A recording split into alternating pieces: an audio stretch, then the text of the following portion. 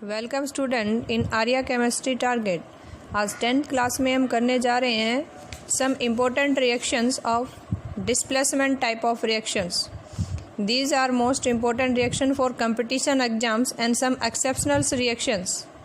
हम रिएक्शन करने जा रहे हैं आज सिर्फ कि how metal react with acids, और मेटल्स रिएक्टिविटी सीरीज के अनुसार और एसिड की concentration and types of acid के अनुसार हम डिफरेंट टाइप ऑफ रिएक्शन पढ़ने जा रहे हैं। जैसे हम अगर रिएक्टिव मेटल ले लेते हैं, जैसे हमने रिएक्टिव मेटल लिया zinc, when zinc react with dilute hydrochloric acid then it form zinc chloride and hydrogen gas is इवोल्व्स।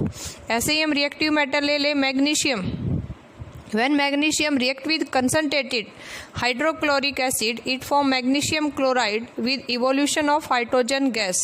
लेकिन इसी की जगह अगर हम lesser reactive least reactive metal ले लें लाइक कॉपर और सिल्वर, अगर हम डाइल्यूट HCl में डालेंगे तो there is no reaction because copper and silver placed below hydrogen in reactivity series, so no reaction take place।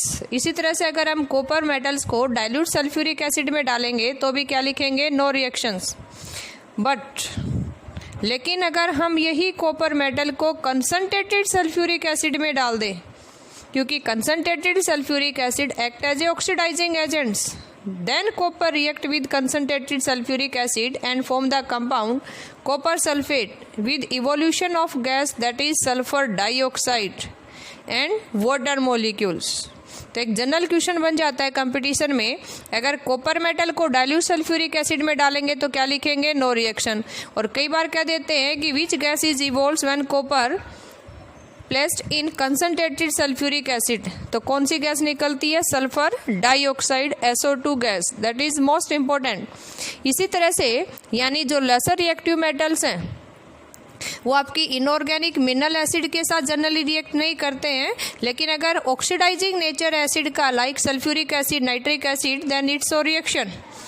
Same like when copper metal placed in dilute nitric acid then it form copper nitrate यानी cupric nitrate along with evolution of nitrous oxide, nitric oxide NO along with evolution of water vapor। और इसी अगर हम copper metal को place in concentrated nitric oxide then we obtain concentrated nitric acid में डालेंगे हम, तो हमें क्या मिलेगा, कॉपर नाइट्रेट के साथ नाइट्रोजन डाइऑक्साइड, ब्राउन कलर की acidic gas is evolves. Same like अगर हम zinc metal placed in dilute nitric acid तो हमें क्या मिलेगा, zinc nitrate, water vapour and nitrous oxide that is laughing gas N2O। देखो एक जनरली क्वेश्चन बन जाता है, अगर हम डाइल्यूट नाइट्रिक एसिड लेते हैं या concentrated nitric acid, concentrated nitric acid में चाहे हम जैसे copper lesser reactive metal use करें, चाहे zinc more reactive metal use करें, इसके अंदर जो गैस इवोल्व्स होगी वो कौन सी निकलती है, nitrogen dioxide, reddish brown gas is evolves, pungent smelling gas. If we use dilute nitric acid, अगर हमने lesser reactive copper silver use किया तो हमें colourless neutral gas nitric oxide NO is evolves. और इसी तरह से अगर रिएक्टिव मेटल ले लिया आपने जिंक और डाइल्यूट नाइट्रिक एसिड है तो हमें कौन सी गैस निकलती है, nitrous oxide, laughing gas N2O that is pleasant gas. इसी तरह से एक और इसमें एक्सेप्शन है, और that for manganese and magnesium due to their special nature.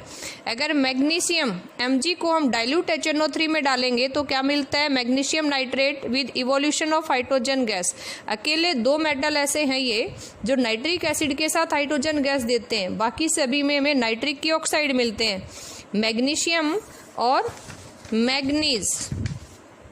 लेकिन ये दो मेटल कंसंट्रेटेड नाइट्रिक एसिड के साथ ये भी हमें नाइट्रोजन की ऑक्साइड ही देते हैं। जैसे अगर डाइल्यूट में डाला तो हमें क्या मिला, हाइड्रोजन गैस, और अगर कंसंट्रेटेड नाइट्रिक एसिड में हमने मैग्नीशियम डाल दिया तो क्या मिलेगा, magnesium nitrate with evolution of nitrogen dioxide and water vapour. Same case हम मैग्नीज का स्टडी कर रहे हैं। मैग्नीज अगर डाइल्यूट नाइट्रिक एसिड में डालेंगे तो मैग्नीज नाइट्रेट के साथ हाइड्रोजन गैस निकलेगी, और अगर मैग्नीज को हमने कंसंट्रेटेड नाइट्रिक एसिड में डाल दिया तो हमें क्या मिलेगा, मैग्नीज नाइट्रेट के साथ नाइट्रोजन डाइऑक्साइड गैस यानी reddish brown gas is evolves. Okay student, that are most important reactions, and some reaction for you, and complete the following reactions in your notebooks. That check, let us. Okay thank you. ये सारी reaction आपने अच्छे से करनी है, और फिर भी नहीं आए तो एक बार पीछे से अपनी रिएक्शन चेकआउट करनी है।